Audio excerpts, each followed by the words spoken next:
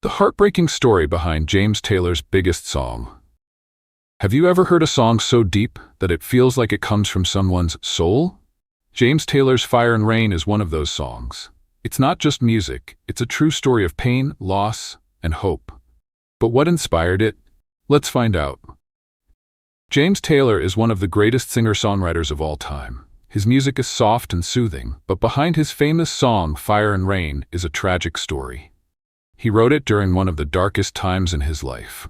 This song talks about losing a friend, battling addiction, and struggling with life's hardships. In the first verse, James sings about Suzanne Schneer, a childhood friend who died unexpectedly. She had been part of his close circle, and her sudden death shocked him. His friends hid the news from him because they didn't want to upset him while he was starting his music career.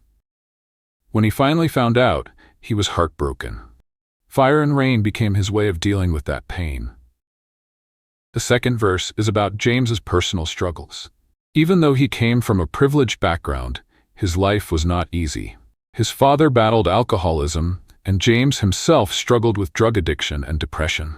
In 1968, he checked into a mental hospital to get help. During this time, he wrote Fire and Rain as a way to express his emotions. The third verse talks about the breakup of his band, The Flying Machine.